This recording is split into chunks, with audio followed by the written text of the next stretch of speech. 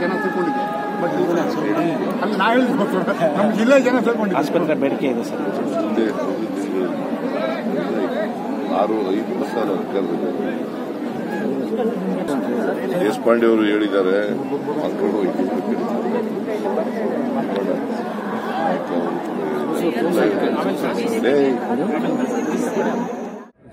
Sir, Uttara Kannada ಜಿಲ್ಲೆಯಲ್ಲಿ multi speciality ಆಸ್ಪತ್ರೆ ಬೇಕು ಅಂತ ಹೇಳಿ ಕಳೆದ ಹಲವಾರು ವರ್ಷಗಳಿಂದ ಕೂಗಿದೆ ಸರ್. ಈ ಸಲ ನಿಮ್ಮ ಬಜೆಟ್ನಲ್ಲಿ ಅದನ್ನು ಘೋಷಣೆ ಮಾಡ್ತೀರಿ ಅಂತ ಎಲ್ಲ ಜನ ಸೇರ್ಕೊಂಡಿದ್ರು.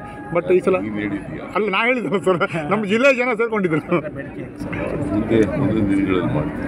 ನಾವಿನ್ನ 6-5 ವರ್ಷ ಅಧಿಕಾರದಲ್ಲಿರೋದು. ದೇಶಪಾಂಡೆ ಅವರು ಹೇಳಿದ್ದಾರೆ, ಮಕ್ಕಳು ವೈದ್ಯನು ಹೇಳಿದ್ದಾರೆ, ಭೀಮಣ್ಣ ನಾಯ್ಕ ಅವರು ಕೂಡ ಹೇಳಿದ್ದಾರೆ.